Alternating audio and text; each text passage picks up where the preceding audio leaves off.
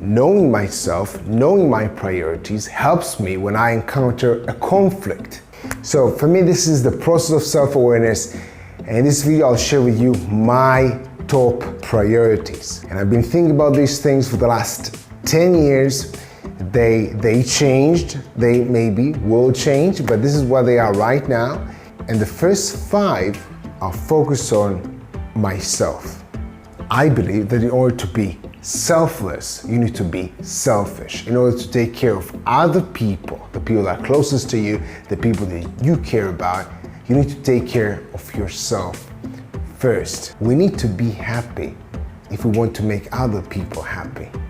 We need to have energy in order to help other people physically, mentally. We need to take care of ourselves, and I think putting ourselves first enables us to actually do things for other people.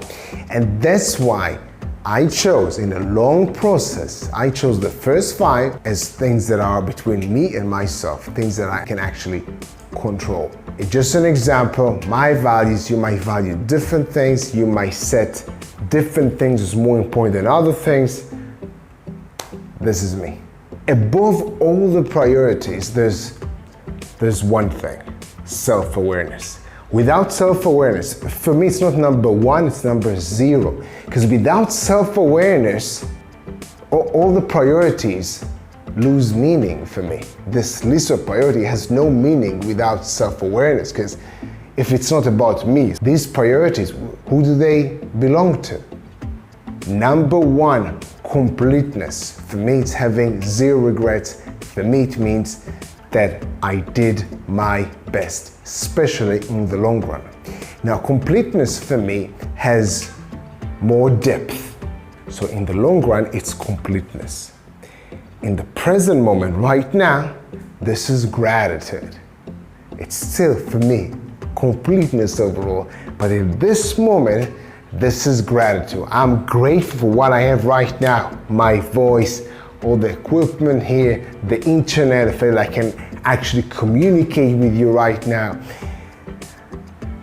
I'm grateful, but for me, I feel completeness. I have all these, I have my health, I have my family, I'm grateful. So for me, completeness, it's me right now looking back at my life. And each time in the future I want to look back in my life, have 0 regrets, and knowing I did my best in every single point. This is for me completeness. Notice, this has nothing to do with the results. It has to do with effort. So this is completeness, looking back. Now in the present moment, this is gratitude.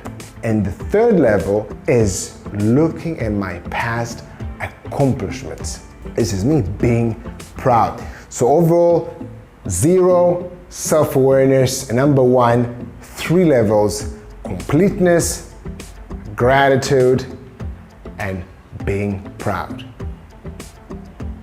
This is me. The 3 of them for me is still overall completeness. I'm grateful for what I have right now. I acknowledge all my past accomplishments in the past, so I'm being proud of myself, and I'm doing my best. So in every single point in my life, when I look back, I know I did my best. Therefore, I have 0 regrets. For me, this is number 1, completeness. Number 2, commitment. This also has 3 layers. But first, commitment. What is commitment for me? Commitment for me is all about action, executing, doing something with my thoughts, ideas, just having an idea, not doing anything about it. It's being indecisive, not following through. This is the thing that I'm moving away from. I want to be decisive, I want to take actions. I'm okay with having mistakes, learning, adjusting. This is life, but I want to take action. Commitment. Now, it has a deeper level. A deeper level for me is being deliberate. I'm not just taking random action. I want to be deliberate.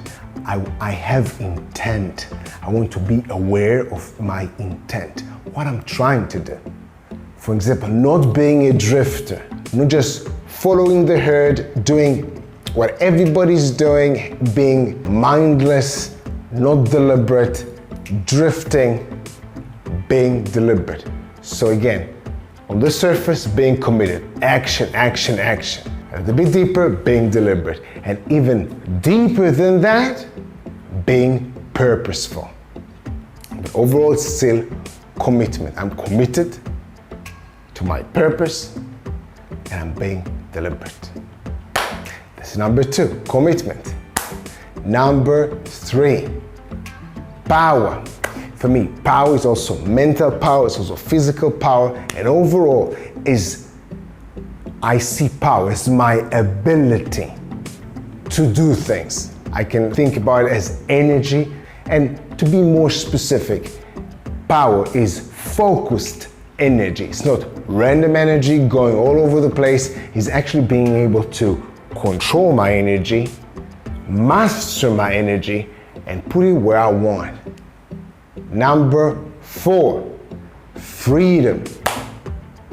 Freedom. For me, freedom is doing whatever I want, whenever I want, with whomever I want. This is it, freedom.